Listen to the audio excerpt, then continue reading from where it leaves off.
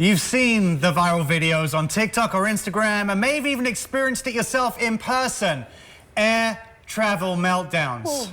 From screaming matches with airline staff to passengers raging about reclining seats. Yeah, well, our next guest has seen it all and written the book about it. So let's give a warm welcome and a good morning to Brandon Blewett. Hey, Brandon. Thanks so much for having me. Of course, thanks for coming in. I mean, we've got into some interesting conversations during the break, but I mean, you've logged over 1 million miles in the air. So maybe what are some things you've seen really go down on a flight? Where do I begin? Yeah, you have the floor. Yeah.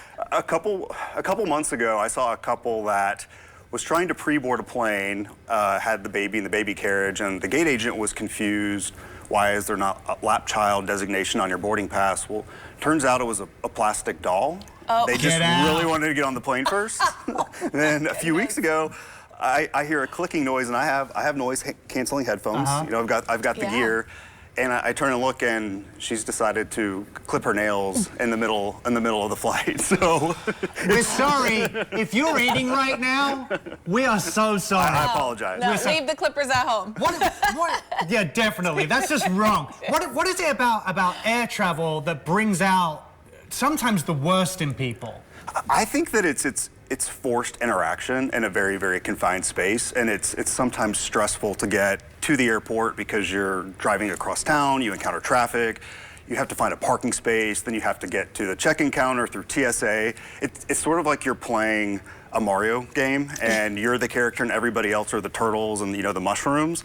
The problem is that everybody's playing the same game from the same console, and I think that if you plan your sleep and you hydrate yourself and maybe pack some snacks, at least your mental state will be a little bit elevated to where I feel like we used to talk about air travel and say it was great people watching. It was entertaining. Yeah. And now people are so angry, and it's maybe if we could get a little sleep and you know, not be dehydrated and hungry, we'd have a little better attitude and learn to laugh about all of it. Yeah, sort of expanding on that. I mean, what tips or advice would you give that would really make the whole experience overall less stressful?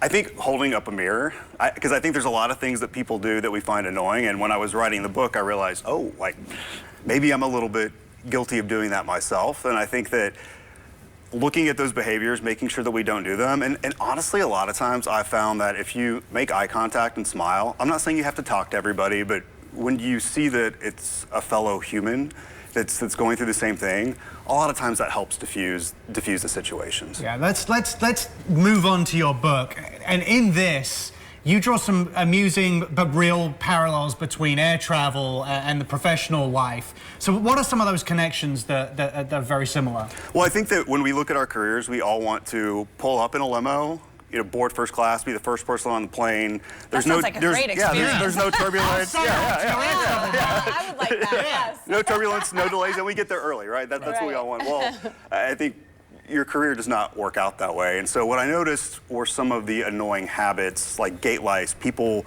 you know, crowding at the gate even if it's not their turn to board, or someone that has a backpack and swings in the aisle. Those all represent different obstacles that you face along your professional journey, and I thought it was cathartic for one and fun to compare the two. Yeah.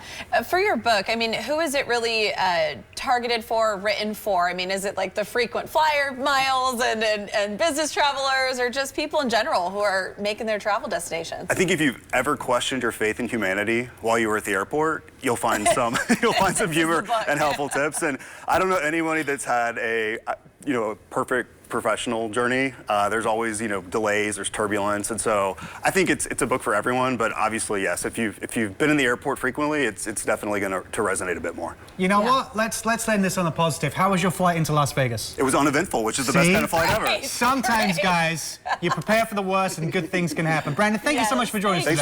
Thanks for having me. Brandon's book, How to Avoid Strangers on Airplanes, is out now. You can land yourself a copy and also learn more about the man himself by visiting brandonblewett.com.